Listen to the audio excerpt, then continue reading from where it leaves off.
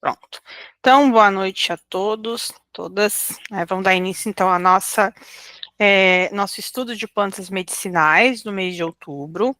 Nesse mês, a gente fez a dinâmica de ver no grupo, quais eram as plantas que o pessoal que participa do grupo tinha interesse, então elencamos algumas, e daquelas, elencadas, eu puxei aquela que tem mais, assim, afinidade com o objetivo do grupo, que é o cuidado familiar, e o cuidado aí, e essa discussão sobre o contexto das plantas medicinais nas lideranças da pastoral. Então, assim, a planta que mais foi votada foi o mulungu. Eu vou falar sobre o mulungu no final. Por que eu não trouxe o mulungu como primeira escolha? Porque é uma planta que aqui na nossa região, do Brasil, a gente pouco usa ela como planta, e utilizamos ela mais como medicamento fitoterápico. E aí, como medicamento, ela depende de uma prescrição médica, tá? Mas eu vou trazer algumas, observações que estão dentro dos mementos terapêuticos. É uma planta, por exemplo, que pode ser utilizada no SUS, os médicos prescrevem, então essa parte da saúde mental, o mungula tem uma boa atividade, mas como medicamento fitoterápico, aquele lá que a gente compra na caixinha ou manda manipular. E dentro do nosso contexto de cuidado familiar e de lideranças, o orégano tem aí um espaço muito importante de uso e às vezes pouco explorado. Então, ele pode ser utilizado junto com o alimento, como muitas pessoas usam, mas também pode ser utilizado na perspectiva da fitoterapia. E aí é isso que a gente vai conversar um pouquinho hoje. E outro ponto, o orégano, às vezes, ele é confundido com outra planta, que é a irmãzinha, priminha dele, e que tem outras funções que a gente também vai levantar ele aqui. Até já vou buscar, deixa eu só puxar a monografia da outra plantinha que eu quero comentar com vocês, que muitas pessoas têm. Isso tenho a monografia dela aqui, que é a manjerona, A manjerona, ela é parente do orégano. Ver se eu tenho manjerona aqui na minha listinha de plantas. Tem, depois a gente puxa ela ali. Então, vamos lá.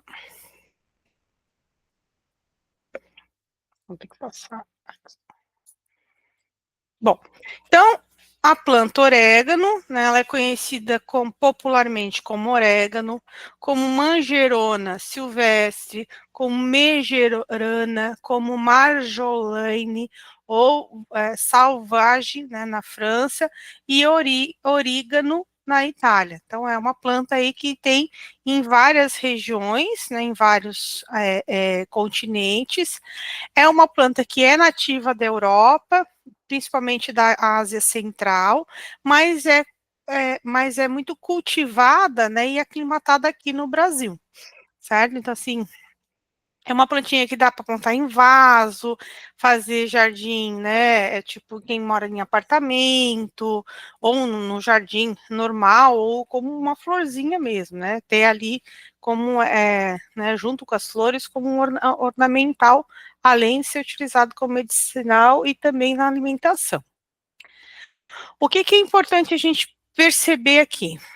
Se eu tapasse ali os nomezinhos, se a gente não olhasse o nomezinho das plantas, de repente a gente batia o olho, certo? E a gente vai dizer, todas as duas são orégano, E, na verdade, uma é o orégano e a outra é a manjerona, Então, um é o origano vulgaris, que é o orégano, e outro é o origano majorane. O que diferencia ela? É a forma que ela se distribui no solo. O orégano, ele é mais rasteirinho, e espalhadinho, ele faz uma toicinha, como está mostrando ali. Já a manjerona, ela faz essa toicinha, mas ela vem para cima, ela é maior, ela é major, enquanto um é vulgaris, popular, sabe o que as crianças falam agora, que é o popular e o styler, Então, o o orégano é o povão, né? E a manjerona é, dentro da família dos oreganos, né, essa planta maior, né? Como se fosse aí, né, essa essa líder, né, dentro dessa família, né, de plantas medicinais. São plantas que são utilizadas, né, como condimento, como eu falei, mas também, né, tem ações diferentes. Tanto a manjerona como o orégano, elas são utilizadas na gastronomia, né, e por isso que muitas vezes as pessoas elas confundem. Mas a manjerona, ela tem diferente do orégano, ações voltadas, né, tropismo mais para sistema respiratório, enquanto o orégano, o tropismo, a ação principal é as questões digestivas, né? Então, por quê? Porque os princípios ativos elas são diferentes de uma planta para outra, né? Então, esse é o primeiro ponto, né, de a gente observar a planta nessa sua estrutura macro. E até o cheirinho delas, né? Ela é um pouco. A gente consegue diferenciar quando a gente pega ela. Mas eu já plantei bastante manjerona por orégano. Eu faceira, né, da vida. O meu orégano passou.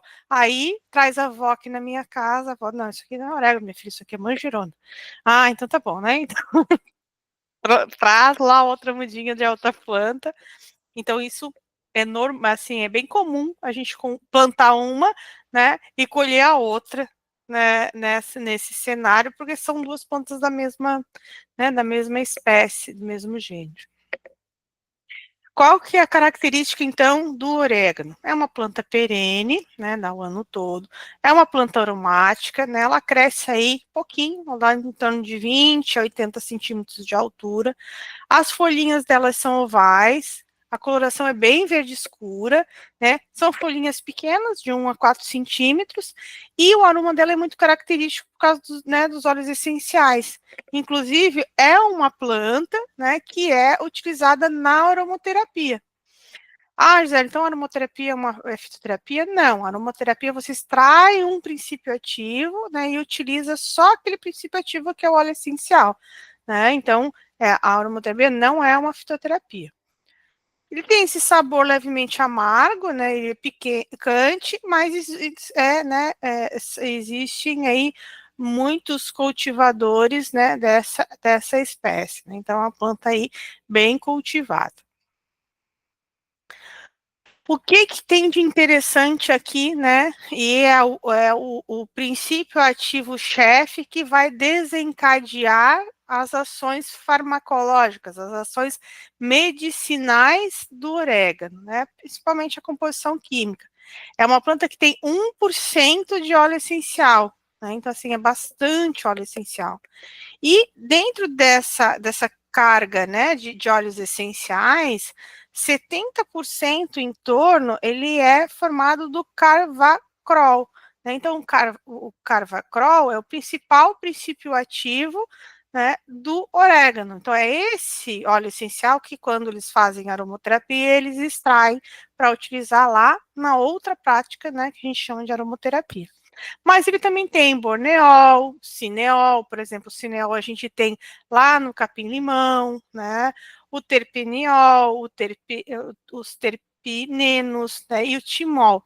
Por exemplo, o timol a gente encontra também lá no hortelã, na própria manjerona, que tem essa ação anti-inflamatória, antifúngica. Temos flavonoides, né? Então, a apigenina, luteolina, o creseriol, entre outros, né, flavonoides que vão conferir aí essa ação anti-inflamatória. E os compostos fenólicos, principalmente os ácidos rosmarínicos, que é um dos principais componentes do alecrim, né? Ácido cafeico, né? E o catecúneos. Então, são ácidos, né, que conferem a ação antioxidante dessa planta. Então, é uma planta que é rica em óleos essenciais, né? É uma planta que é rica em flavonoides e por isso que justifica a ação dele para uso como uma planta medicinal, Por quê? Porque além de ele trabalhar essa questão digestiva, ele também tem ação antifúngica, ele também tem ação antimicrobiana, que são, né, ações que estão assim, correlacionadas com esses princípios ativos que a gente destacou aqui. Bom, e como é que ela é utilizada, né? Então, na culinária é utilizada as folhinhas, né, como seu uso principal. O orégano é conhecido, né, principalmente pela sua seu largo uso na gastronomia.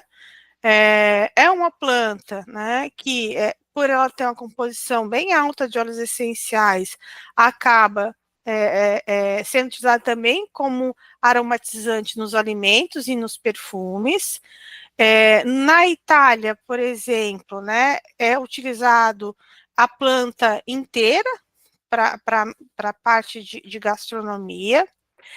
Uma outra coisa que é interessante lá na Itália, né, a população ela tem o hábito de fazer compressas, né, com uma almofada cheia de florzinhas secas de orégano para aliviar a dor de torcicolo, tá? Então é uma planta aí analgésica. E na homeopatia, ela é utilizada para aumentar a questão do libido, né? Esse desejo sexual, né? E um macerado, né, das florzinhas do orégano, novinho, né, então eles deixam macerando aí por 10 dias, e aí pega 50 gramas da planta e coloca em 1 litro, né, de vinho, ele resulta aí uma bebida bem adocicada, ela fica um licor, né? E aí ele é utilizado como aperitivo, como digestivo, inclusive em algumas situações, né, traz que o uso popular usa para bronquite, asma. Inclusive, eu imagino que essa indicação para bronquite e asma venha pela confusão da manjerona, né? Por quê? Porque o alecrim não, o orégano por si, né, ele não tem essa ação, né, respiratória, e mais digestivas, né, e essa relação para dor. Então, às vezes, né, o uso popular, a gente tem essa confusão por confusão das duas espécies que são duas espécies que são primas, vamos dizer assim. Quando a gente busca um pouquinho da medicina tradicional, né, então os povos ribeirinhos, quilombolas, né, e comunidades tradicionais, a gente percebe, né, então esse uso bem forte como uma planta que ajuda os problemas digestivos, principalmente flatulência e cólica, é, utilizada externamente para dores musculares, né, e articulares, e para questões respiratórias, né, e resfriado. E aí, como eu falei, essa ação para combate de resfriado e problemas respiratórios é mais a manjerona, né, a prima irmã dele, do orégano. E como aromaterapia para trazer essa relaxamento e o bem-estar, tá? Então, né, é uma planta aí muito bem fundamentada, né, nos saberes tradicionais, né, saberes populares. Bom, o que que os estudos científicos nos trazem, né? Tem algum estudo que fale, comprove, né, e que traga essa confirmação, né, do que o nosso saber popular, nosso saber tradicional já confirmou? Sim, né? Muitos estudos hoje os mostram. A propriedade antimicrobiana, boa noite, Marilda, a atividade antioxidante, esse efeito anti-inflamatório, os benefícios cardiovasculares, então o orégano ele ajuda a controlar a pressão arterial e propriedades anticancerígenas, né? Não no tratamento, mas como um preventivo, porque ele é uma planta antioxidante. Então, toda planta antioxidante, ela age aí nessa prevenção de células cancerígenas. E aí, o que, que os estudos nos falam, né, dessas propriedades? Como estimulante do sistema nervoso central, nós temos aí essa ação analgésica, essa ação antiespasmódica, essa ação sudorípara, né? Toda a questão relacionada à estimulação digestiva e da atividade uterina, né? E aí, quando a gente tem uma planta que faz uma estimulação uterina, a gente vai cuidar no uso dela na gestação. E aí a gente pode pensar assim: bom, o que será que o orégano eu posso utilizar na alimentação quando eu estou gestante? Sim, na alimentação com moderação. O que é essa restrição que os estudos, né, nos mostram? É em forma de infuso, em forma de chá, em forma de cápsula. É nesse pontual aí que a gente vai ter cuidado quando a gente recomenda ela para, por exemplo, para um uso uma gestante que está com cólica, que está com problema digestivo, se está com flatulência, né, outras situações mais. Em problemas relacionados, né, com fungo, principalmente essas ocultas e silenciosas, e bactérias também, então, por exemplo, né, as mulheres que têm muita candidíase, corrimento, né, e todas as infecções. Oi, Marilda, você não consegue entrar aonde? Deixa eu ver aqui. Vamos ver o que está acontecendo. Você já está na sala. Você não está conseguindo ver a apresentação? Pois aí, me dá uma mãozinha para ela, Emi. Então, essa ação antifúngica e antibacteriana, eu posso tanto utilizar ela como infuso, como também posso utilizar para um banho de assento, tá? Então, o orégano aí é bem interessante para os banhos de assento, certo? Em relação a essas síndromes fúngicas, né, e bacterianas, principalmente relacionadas à mulher. Como digestivo, né, além de todos os princípios ativos que a gente comentou, ela também tem princípios ativos amargos, né? Então, que são aí princípios ativos importantes para essa ação colerética, né? Então, que vai ajudar aí na digestão dos lipídios, né? Melhorar a digestão, né? E esse esvaziamento do sistema gastrointestinal. Uma ação carminativa, né, então, né, trabalha essas questões relacionadas à flatulência. Como a gente falou, essa ação antimicrobiana, essa ação antimicótica e antiviral. E a ação antioxidante se dá pela presença principalmente do ácido rosmarínico, que é um dos princípios ativos que a gente vê no alecrim, né? E, além disso, nós temos ação diurética leve proporcionada pelos óleos essenciais, né? Então, é uma planta, né, que a gente explora muito a parte de alimentação e ela tem muitos outros benefícios, né, interessantes, porque é uma que a gente pode, de repente, estar utilizando. E é uma planta extremamente mais segura, né? Segura, é uma planta que você consegue colher fresquinha, né? É uma planta que você. Eu tenho uma dica aqui de como é que a gente faz o aroma, né, dessa planta, ela ficar mais intenso. Sim, Janaína, daria para colocar, para utilizar numa pinda, né, na trouxinha para dores musculares, dá para fazer o óleo medicado, certo? O que é o óleo medicado? É eu pegar um óleo vegetal, pode ser um óleo de germe de trigo, um óleo de amêndoa, um óleo de semente de uva, o próprio óleo de rícino, né?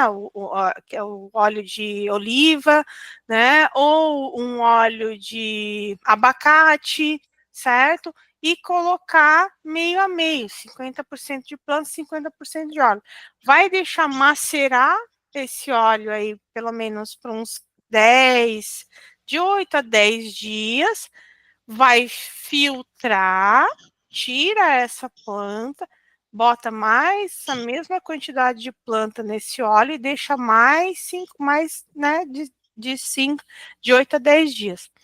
Ali tu tem o quê? Tu tem o óleo, né, medicado, que é o quê? Esse óleo que extraiu todos os princípios ativos e que você vai poder aplicar aí para dor, como analgésico, anti-inflamatório, né? E todas as indicações que a gente possa fazer com ele. Mas aí, professora, é só uso externo ou pode ser ingerido se for preparado, por exemplo, com óleo de coco ou Esse com é para azeite uso de oliva? interno. Não, para uso externo. Se Mas só você externo. usa, Ok. por exemplo, óleo de coco ou óleo de oliva, né? Você pode fazer ele para uso culinário, porque o orégano ele é culinário. Aí ele vai entrar ali na perspectiva digestiva, né? E não anti-inflamatória, né? Então, por isso que eu já digo, faz em óleo de oliva, né? Porque tu já vai poder usar para os dois lados, né? Tanto uma aplicação tópica como com um uso oral, tá? Como é Legal, que eu obrigada. utilizo? Nada. Como é que eu vou utilizar ele? Vou usar as partes aéreas, né? Então, essas sumidades floridas, né? Então, ou as florzinhas ou as folhinhas, em forma de chá, né? Eu vou preparar o quê? Um infuso. O que que é um infuso? É aquela, né? Aquela forma de preparo que eu pego a plantinha, rasuro, coloco na xícara e coloco a água sobre ela, deixo abafadinha ali de 5 minutinhos, depois coo e vou fazer, né, a administração. Então, isso vai dar mais ou menos, né, de 1 a 2 gramas de planta sequinha, isso dá uma colher de cafezinho, ou se não, uma colher de sobremesa, né, a maiorzinha, dela fresquinha. E aí, vou tomar 3 vezes ao dia, né, com que finalidade? Digestivo, né, a finalidade antioxidante, a finalidade de protetor intestinal, protetor cardíaco, nessas funções aí, né, como preventivo. A Gisele está perguntando se dá para fazer em forma de tintura. Dá também para fazer em forma de tintura, né?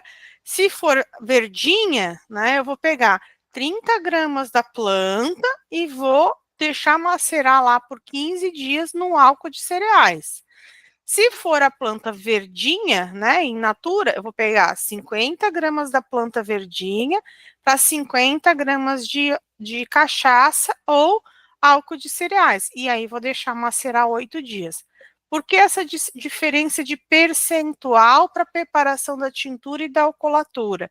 Pela questão da presença da água que existe dentro da planta. Então, planta seca, ela já não tem água, então você usa a quantidade menor. A planta verde tem água, então você precisa pensar assim, eu preciso botar um pouco mais, porque aquela água vai evaporar e eu vou ficar só com a parte residual, né, a parte sequinha, tá? Então essas seriam as formas de uso.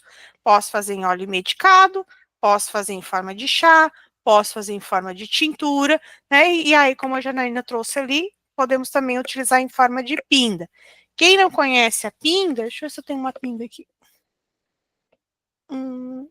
Não tem.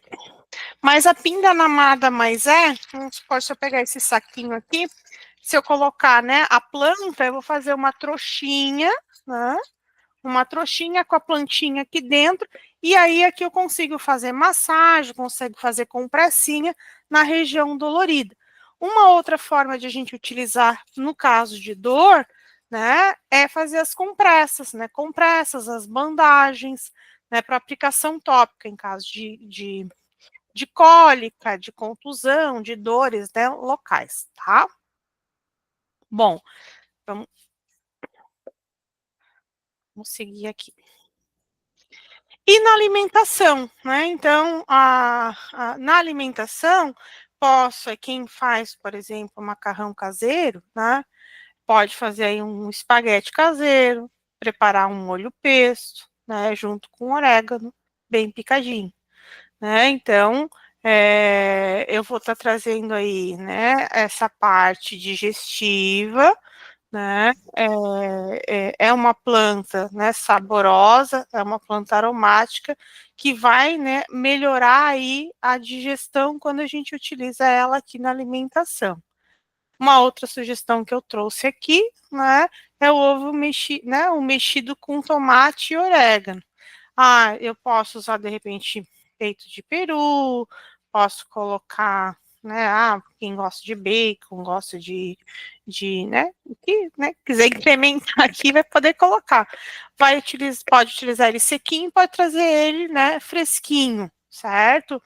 Também aí, né, ele se torna aromático. Como é que eu faço para deixar o orégano bem aromatizado, né, quando eu utilizo ele na comida? A dica é a gente pegar o orégano, né, dar uma tostadinha leve no orégano quando ele está sequinho, ali na frigideira, antes de a gente misturar os outros ingredientes. Isso a gente consegue intensificar o sabor e o aroma do orégano na comida, tá? Então, o que a gente costuma fazer? A gente faz a comida e joga o orégano dentro, né? Então, vocês invertam. Todo mundo, eu cresci fazendo assim, primeiro bota o alho, frito o alho, né? Depois bota a cebola, frita a cebola, depois bota o tomate, para depois botar o resto, certo? No orégano, vocês vão fazer assim: bota, né, ali a manteiga, né, o óleo que vocês querem utilizar, né, ou óleo de oliva, bota primeiro o orégano, deixa ele dar aquela tostadinha, né, aquela friturinha. Depois que vocês botaram o orégano, aí vocês vão colocar cebola, alho, né, o que realmente vocês querem fazer o molho ali. Eu achava que era bobagem essa inversão de ordens, né? Mas venho fazendo, gente, assim, fica na casa inteira o cheiro de orégano, né? De sentir o cheiro do orégano lá no vizinho, né? Como a gente fala. Ele realmente ele intensifica. Por quê? Porque quando a gente coloca o orégano no óleo, o que a gente faz ali? A gente não deixa o óleo essencial evaporar. Na verdade, a gente impregna o óleo essencial no óleo. Porque como ele tem 1% de óleo essencial, se a gente colocar em cima da comida, o óleo essencial ele é volátil, ele vai evaporar. Agora, quando eu coloco a planta dentro do óleo, o óleo como se prendesse ali aquele óleo essencial que ele tem ali, né? A gente como se diluísse aquele óleo essencial. Então, isso é uma coisa bem interessante, tá? Vamos, dúvidas em relação ao orégano? Alguém gostaria de complementar, né? Alguém já usa o orégano para alguma coisa? Então, a gente deixa aberto e depois amanhã eu vou fazer feijão e vou testar a dica. Isso. Aí manda o feijão aqui para mim. Para mim provar. Eu já tomei orégano como chá, com outros chás junto, para refluxo. Ele é digestivo, né? Então ele vai ajudar sim nessa parte de refluxo. Quem mais? Eu uso bastante também quando as pessoas precisam, para fazer gargarejo, né? Garganta irritada e também para tosse. E eu faço o bolo, aí onde vai o leite, não uso leite, aí eu uso chá de orégano, chá de picão. Então, orégano é o que eu uso bastante também na receita de bolo. Uma delícia. A hora que te saiu esse bolo aí, tu pode convidar, eu vou em Tubarão tomar um café. Pode vir, pode vir. Aí eu testo a dica não vou falar que vou fazer a dica da Raquel, porque eu e o bolo a gente não é muito amigos, né? Ou ele cresce e me engana, né? Fica aquele bolo lindo, aí depois ele mergulha dentro da panela. Não somos muito parceiro. Ó, a Carla gosta de pão de queijo com orégano, delícia, né? Ó, a Janina já fez escalda-pés, né, com orégano para dor nas pernas, e é bem interessante.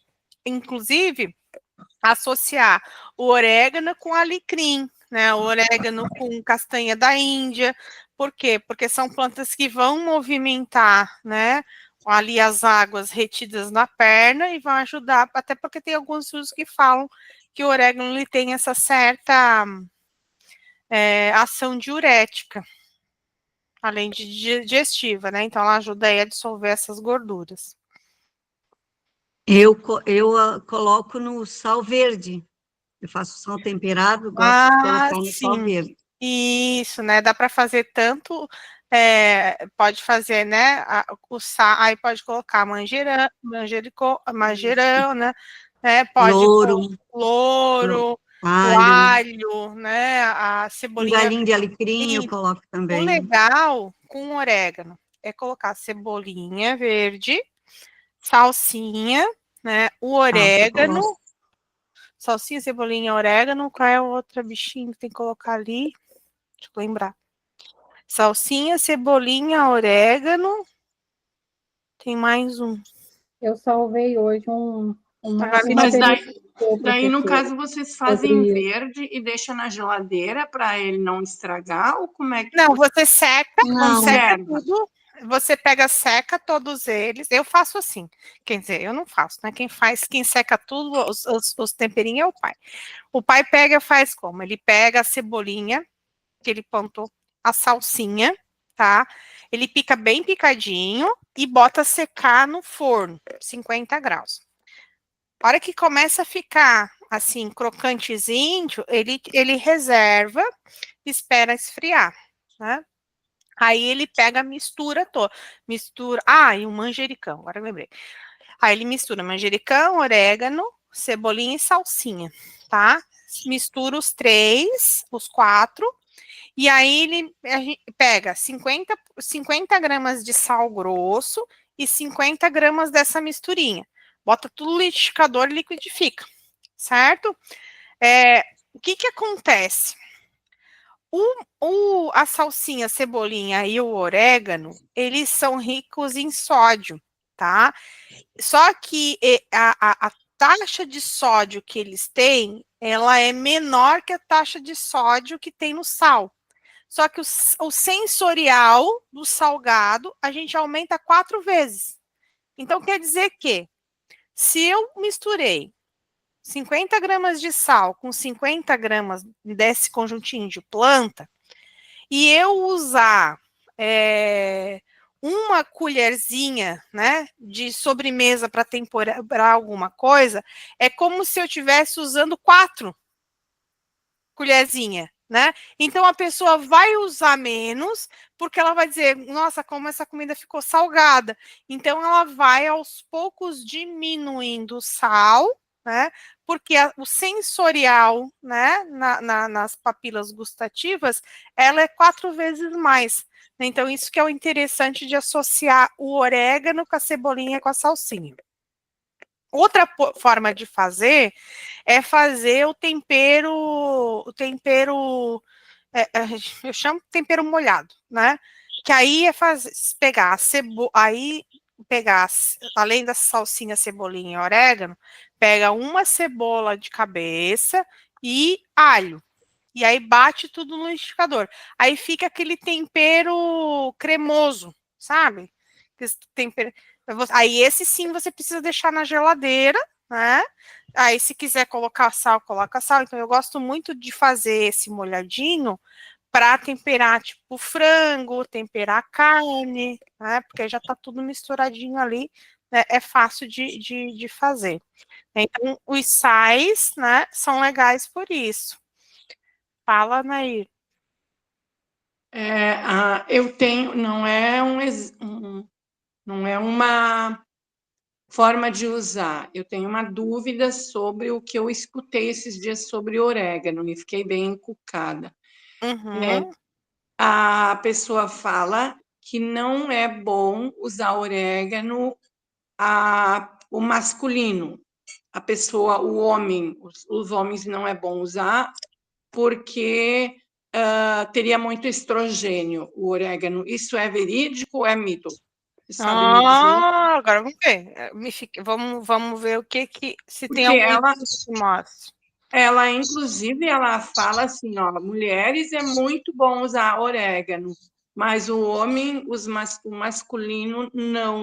Eu fiquei bem encucada, até falei pro meu marido, porque ele usava, assim, ele gosta muito de orégano, então ele usa até no ovo mexido, ele estava falando antes, eu estava usando no ovo mexido, depois que tu falou, não usei mais, porque ele usava todo dia, ela fala assim, ó, que só é para usar de vez em quando uma vez por semana, por exemplo, na pizza. Não é para usar todo dia o orégano para os homens. Mulheres não tem problema. Então, eu não sei, fiquei bastante na dúvida. E quando você falou que ia fazer essa aula sobre orégano, eu pensei, nossa, um momento para eu tirar essa dúvida. Eu Ó, não podia deixar de vamos ver. lá. Tá, eu fiz aqui a busca de alguns estudos que falam sobre o orégano, tá? Então, assim, o orégano, ele tem traços de fitoestrógenos. O que são fitoestrógenos? São moléculas, né, parecidas com o estrógeno, né, normal nosso, certo? O estrógeno, o hormônio que nós temos dentro do organismo. Só que esses fitoestrógenos, eles são muito, muito mais fracos do que o estrógeno que é produzido pelo corpo humano. Então, não tem impacto, assim, não tem um impacto significativo nos níveis de hormônios masculinos, quando ele é consumido de uma forma equilibrada na dieta, tá? Então, assim, Legal. Acho que é esclarece mais bastante. mito, né? Então, mas o que a gente tem que fazer assim? Ele tem fitoestrógenos, tá? Mas ele não vai alterar, certo? A parte hormonal masculina. Até digo que, por ter fitoestrógeno, ele teria um impacto muito maior nas mulheres do que nos homens. Então, por exemplo, o que eu oriento quando a planta tem fitoestrógenos? Por exemplo, mulheres que têm câncer induzidos por estrogênios, né? Plantas que têm fitoestrógenos, apesar de elas serem mais fracas que os estrógenos produzidos pelo nosso corpo, eu sugiro não usar. Por quê? Porque, né, sempre uma coisa, focinho de porco não é tomada, né, mas pode ser que um dia, quem sabe, né, sabe aquela coisa de o raio cair 2 vezes em cima da cabeça de um? Então, né, às vezes pode ter o azar de, certo, aquela quantidade de estrógeno que a pessoa está utilizando interfira ali na indução, né, daquelas células cancerígenas. Então, assim, acho, né, olhando aqui, né, de forma rápida os estudos, você pode ter um impacto maior em relação às mulheres do que dos homens. Inclusive, né, acho que a gente acabou passando, e agora que eu me lembrei, em relação às contraindicações, né, e as explicações em relação ao orégano. O que a gente acha assim, uma plantinha tão, né, tão assim, meiguinha, bonitinha, a gente usa na alimentação, todo mundo, né, tem pessoas que gostam de orégano, eu digo assim, né, comem comida, orégano regado por comida, né, porque faz assim uma mantinha de orégano, e aí bota o arrozinho em cima, tem muito mais, às vezes a comida se perde dentro do orégano. É uma planta que, né, primeiro, em doses altas, né, em relação aos óleos essenciais, ela pode provocar sonolência, dermatite. Pessoas que são sensíveis podem dar alergia, inclusive purido e edema facial. Né? E em doses muito altas, irritação gástrica quando a pessoa é sensível. Né? Então, o que é essa quantidade, né, alta? É acima do que a gente trouxe ali. Né? Então, a gente viu que é uma colherinha de chazinho. Se eu resolver tomar ali, né, 2, 3 colheres, eu já estou acima do recomendado. Outra coisa, né? Prof, deixa eu só fazer um parênteses ali. Tu sabe que há uns anos atrás, eu dizia para o meu marido e para o meu filho que eu tinha uma coisa que não me fazia bem, o orégano.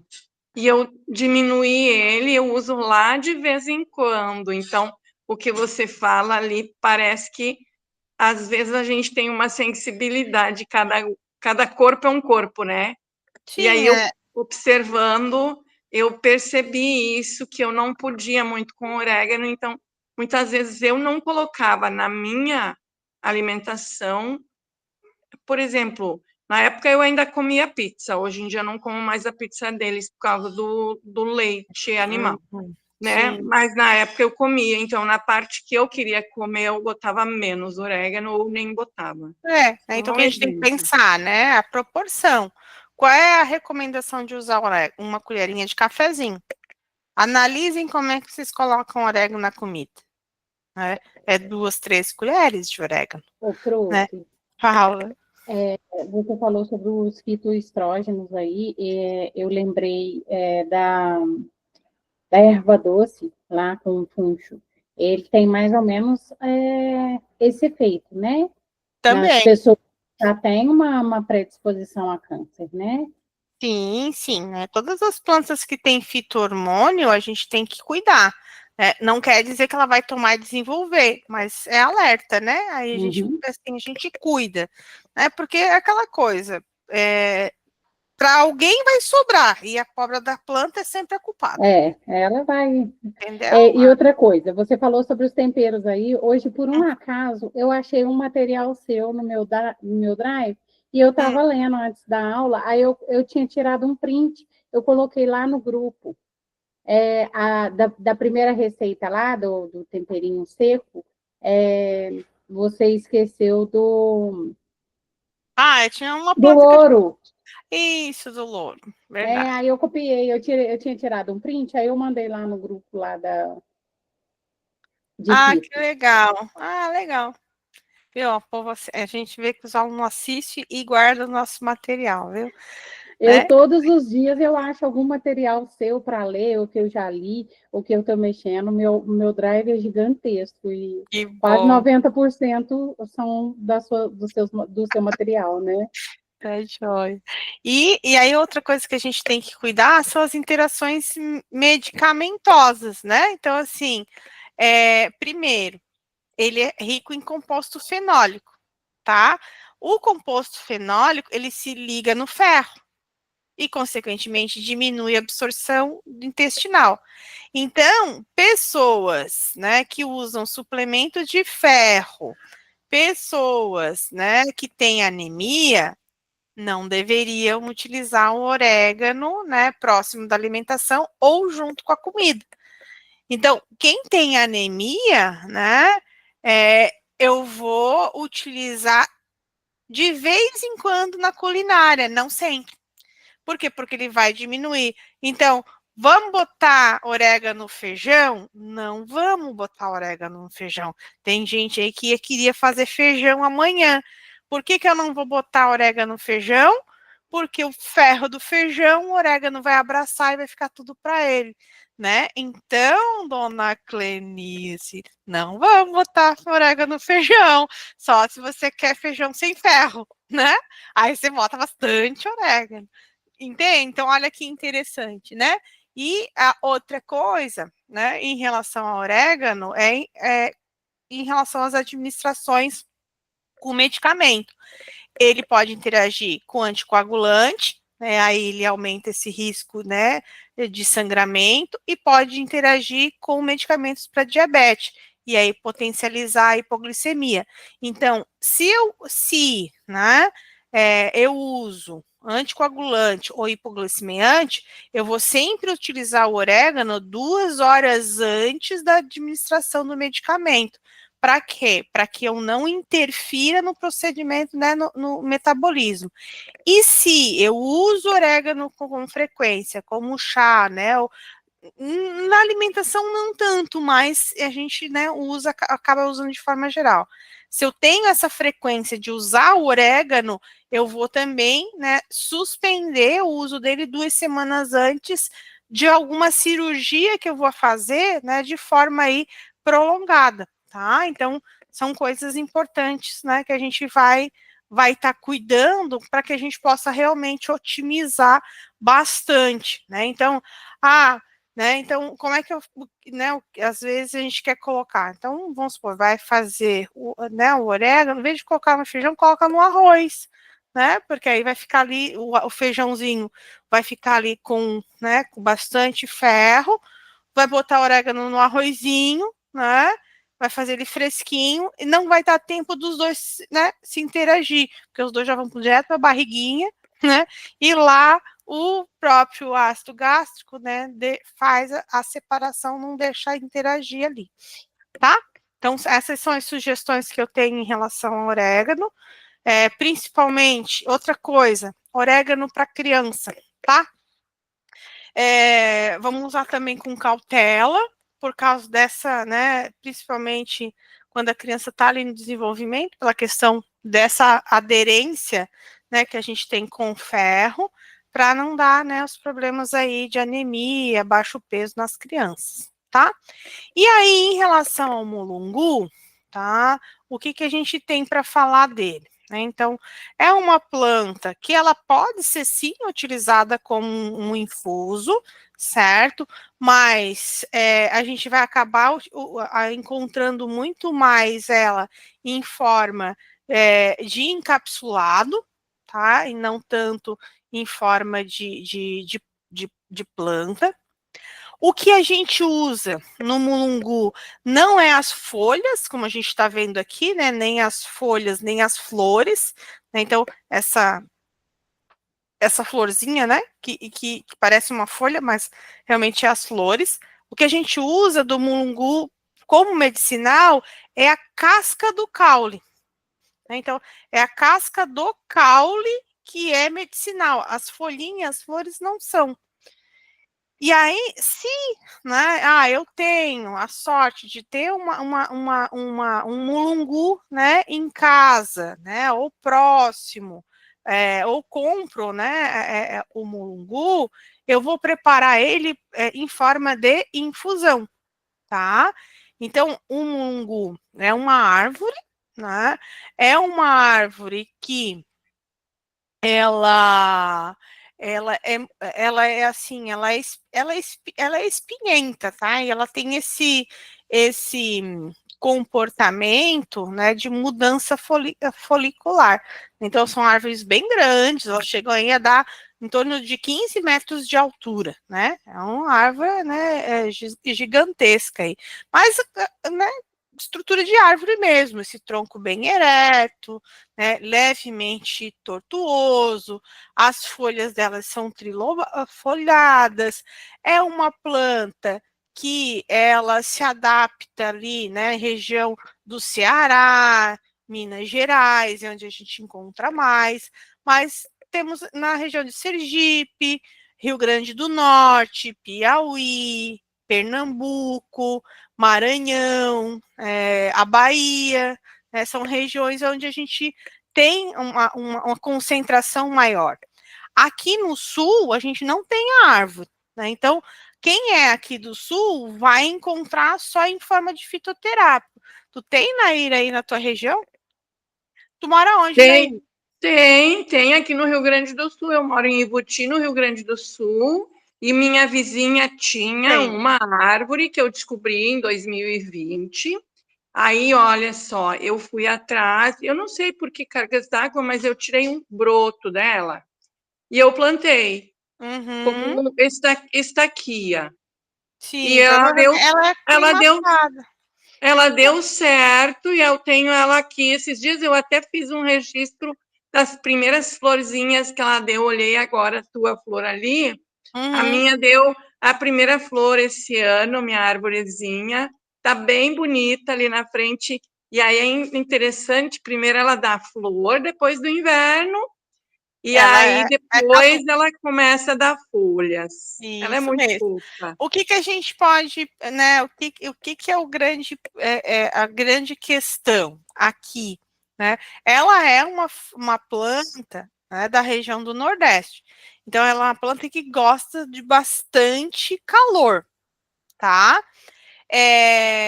Na nossa região, ela não é uma planta nativa, né? Ela não nasce sozinha.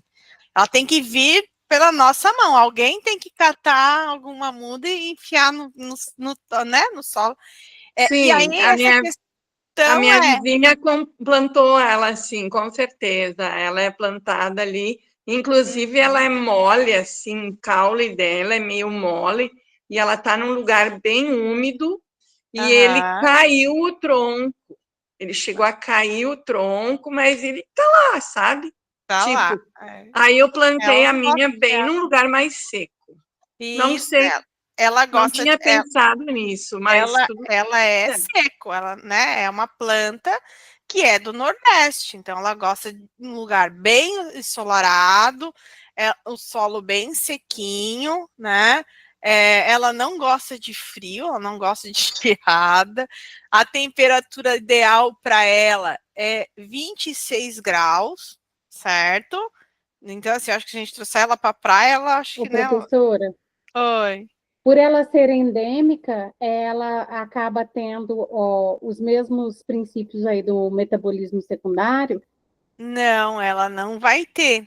Aí essa questão, ela pode, a gente conseguir, né? Vamos supor, a Nair conseguiu aclimatar ela aqui, mas provavelmente ela não vai ter o mesmo teor de princípio ativo. Por quê? Por que que ela não vai ter o mesmo teor de... Porque o que que é o princípio ativo, né? A planta, ela produz dois grupos de ativos. Os ativos que ela tem para sobreviver e os ativos que ela tem para se defender, tá? O que é para sobreviver, ela vai dar aqui no sul e vai dar lá no nordeste, certo? Que é carboidrato, proteína, vitamina, né? O que ela tem ali, certo? Agora, os metabólicos secundários é o que ela produz para se defender do meio ambiente. Que é o E que aí, torna remédio, né? é o que torna remédio. Então, tudo que ele a usa para combater coisas no meio ambiente para ela poder viver, né, nós usamos como remédio, né? Nós usamos com finalidade medicinal. Então, eu posso ter, sim, um mungo aqui no sul, mas posso não ter ele com potência medicinal. Entende? Então, é isso que é interessante. A gente consegue, a gente planta qualquer coisa, né? Eu entendo, sim, eu entendo o que você está falando, professora, porque ela falou que o caule que é da planta que ela plantou está mole. É No mole. entanto, o mulungum que dá aqui na região, que você vê no meio da mata, porque ele se destaca, a casca é dura e para cortar ele é difícil, entendeu? Então, Isso é mesmo. bem diferente do que ela está falando aí. Isso, então assim, É interessante, mas na época que eu peguei ele, porque eu achava bonito, não sabia que ele era lá de cima, mas mesmo assim eu vou deixar ele aí. não deixa ele aí, não. Porque uma que eu plantei ele por causa da beleza da flor, acho muito Uhum, lindo. Eu né? sempre ficava observando a planta ali na vizinha.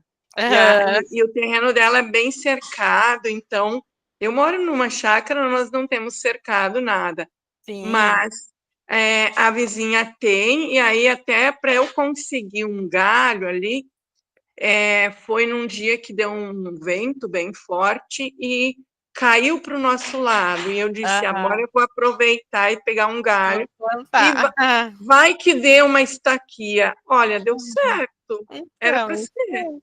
então, assim, é uma planta, né, que ela é rica em alcaloide, né? Então, o alcaloide é o que faz essa ação no sistema nervoso central, né? Então, por que, né, qual que é a principal ação do mulungu, né?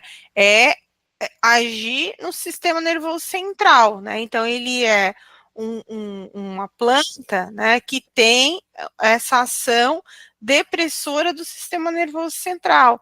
Então, ela vai agir como tranquilizante, ela vai agir como ansiolítico, ela vai agir como calmante, né? Mas, né, eu preciso lembrar do que o que eu tenho que usar para que eu possa ter essa ação do sistema nervoso central é a casca do caule dessa planta.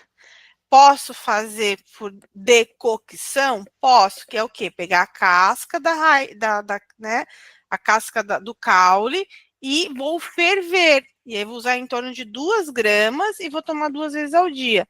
Mas o convencional, né, aonde a gente não tem a planta, é usar em forma de encapsulado, né, de extrato seco, né, de 200 miligramas 2 vezes ao dia.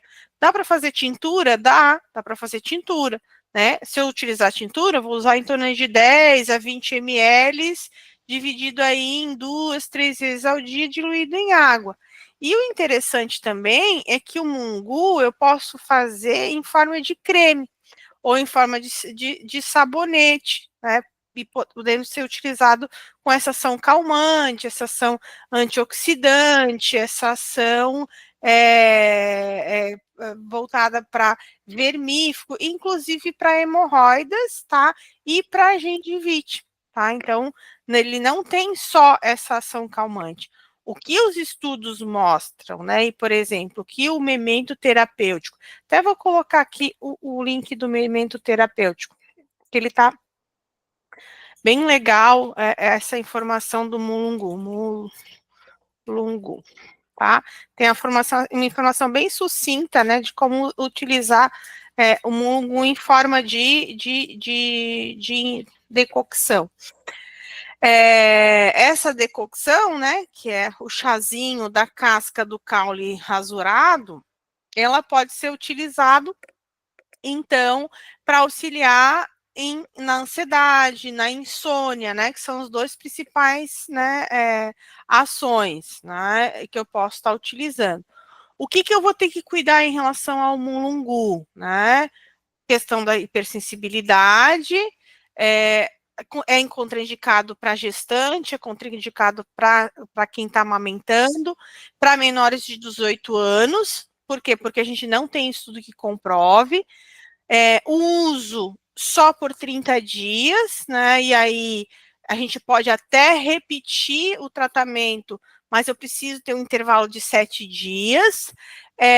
A gente não vai usar em pessoas que têm insuficiência cardiovascular, arritmia, não vamos usar acima da dosagem, né? E se aparecer algum efeito adverso, é importante a gente procurar aí um profissional, né, habilitado. Então, essas são as grandes, né, assim, a grande informação que a gente tem em relação ao mungu, mas é uma planta lá da nossa região, né, Nordeste, né? Então, é uma planta aqui que precisa de muito calor, né, para que ela possa produzir os seus princípios ativos, né? Às vezes eu posso ter, sim, a planta, vou cultivar a planta, mas ela vai estar muito mais aí na questão da beleza do que a ação terapêutica, tá? Alguma dúvida? Prof, eu Fala. quero falar um pouquinho sobre o mulungu. Em 2020, quando eu fiz o curso com acho que também a colega Eni fez comigo, nós fizemos o APS com o professor Daniel. E eu logo me encantei pela erva baleeira, pelo mulungu e pela colônia. Aí eu fiz, mas eu comprei, na época nem conhecia a plantinha ali, né? Nem sabia que daria para pegar ali, mas também não ia pegar porque a planta era da vizinha. Aí eu comprei um pacote seco aqui e eu fiz tintura.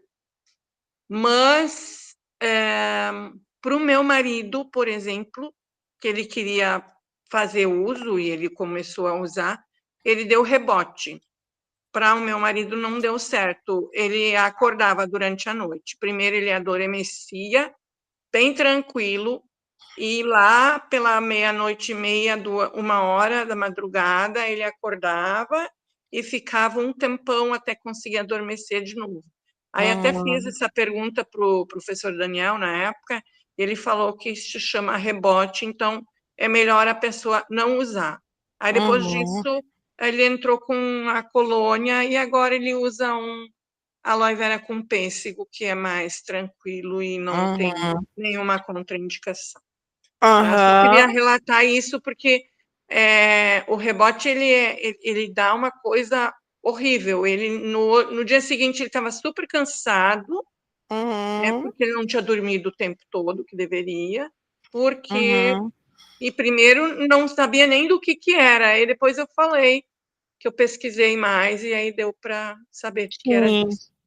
Sim, né? Então, assim, o que a gente tem que cuidar é saber qual é a planta que é mais interessante para o tipo de pessoa. Por exemplo, pessoas que têm ansiedade e insônia, é muito mais interessante utilizar uma valeriana do que um mulungu, porque a valeriana vai acalmar a ansiedade, vai induzir e manter o sono, certo? E, né, não vai dar o rebote. Só que insônia não é só medicamento, eu preciso fazer a minha partezinha também.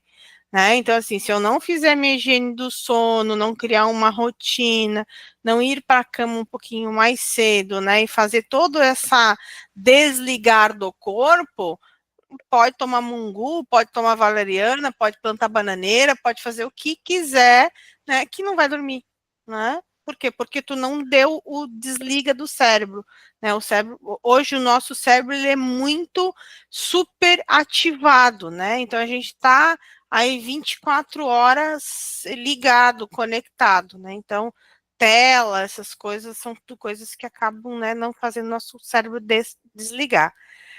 A Edileuza está perguntando se a arritmia dela pode ser causa direto do uso do ansiolítico, tá? Tem alguns ansiolíticos, né, que têm o efeito colateral de provocar, assim, problemas cardiovasculares. A arritmia é um. Se você utiliza ansiolítico direto, né, por exemplo, o mungu, é importante, né, fazer as pausas e as avaliações. A pergunta é: o que você está fazendo da sua partezinha, do seu 50% de responsabilidade para cuidar da sua ansiedade? Se, né, está colocando toda a responsabilidade no medicamento, né, com certeza a gente vai ter problemas outros na parte da saúde, tá? Então, por exemplo, Edilene, pensa, né, numa meditação, né, numa atividade de respiração, né, que possam ser outras estratégias que combinem para ajudar aí nesse controle da ansiedade, não deixe só no medicamento, senão a gente vira, né, a gente vai só trocando de muleta, né, a gente troca do alopático para o fitoterápico e a dependência é a mesma, tá, gente? Não é porque a gente está fazendo, né, assim, sai do medicamento e uso para o fitoterápico, pronto, resolvi, né, todos os meus problemas. A gente pode causar dependência também no produto natural, né? Como a gente às vezes, por exemplo, eu digo para os meus pacientes que eles vão sim poder causar dependência na acupuntura, né? Todo mundo fala, mas a acupuntura causa dependência? Causa. Eu tenho vários pacientes que dizem assim: eu já estou bem, mas sinto falta daquele choquezinho da agulha. E eu brinco, então tá na hora da alta, né? Eu não sou personal acupunturista de ninguém. Eu quero que você fique bem, né? E um dia lembre de mim e volte. Então a gente precisa, né, também se reeducar para que a gente também faça não só o desmame do medicamento para o fitoterápico, mas o desmame de tudo, né? Isso, ó, tirou a pifafa, é isso mesmo, né? E aí vai pensando outras estratégias aí de cuidado para que a gente possa, né, pensar, né? Dentro da alimentação, uma atividade física. Por exemplo, o pessoal muito me pede para organizar alguns grupos terapêuticos que ajudem, né, no processo, por exemplo, de emagrecimento. Né? E aí eu até comentei, não, eu vou montar um grupo, né? Mas não nas terapias convencionais, né? De só o foco da alimentação, o foco da atividade física. A alimentação e atividade física são duas condições básicas para qualquer um emagrecer, né? Eu falei isso, a pessoa tem que procurar um nutricionista e um educador físico. A proposta que a gente está pensando de fazer, e aí trazendo fitoterapia, trazendo yoga, trazendo meditação, é dar esse a mais para a pessoa, né? Então, é ajudar a pessoa a reestruturar a sua promoção de saúde para dar o fôlego que ela precisa para sustentar o tratamento tradicional, né? Então, provavelmente, aí, quando lançar, a gente lançar, acho que a gente vai lançar ali para o mês de novembro. Aí eu mando lá, né, o encartezinho, quem quiser participar, né, vai poder participar também, tá? Eu acho que a gente fechou, né, Mi? Alguém, acho que ninguém mais tem nenhuma dúvida. A gente deixou gravadinho, depois amanhã a gravação sobe, eu passo para Emi. Alguma questionamento, Emi? Não, no momento não. Muito boa aula, viu? Com certeza vamos aproveitar bastante. Isso, né? Eu só peço aí desculpa. Excelente. Eu só peço Excelente desculpa aula, prof. Eu só das quero ainda fazer um crocâncias. parênteses sobre a acupuntura que tu referiu ali. Fala. E a pessoa que tem dor crônica e a Uhum. acupuntura ajuda de tempos em tempos, não pode manter, tipo assim, de ao menos 2 vezes por mês, uma vez por mês? Sim, a acupuntura. Quem tem dor crônica, o que a gente costuma fazer? É um paciente, sim, que vai fazer um tratamento mais intenso, né? Vai começar, por exemplo, uma vez por semana, mas depois a tendência é a gente conseguir controlar quinzenal, uma vez por mês, né? Então, assim, sim, é um paciente que vai usar de eterno, né? Mas não precisa ser toda semana, né? Então, a gente consegue aí fazer esse plano de cuidado, até para que financeiramente, né, eu não onere aí o paciente. É essa forma que eu penso, né? Eu quero que a pessoa Obrigada pela melhore, parte da né? explicação. Então tá, gente, uma boa noite, um bom Boa descanso. noite, bom descanso Até para a próxima oportunidade. Tchau, tchau. Obrigada aí, pessoal, que participou.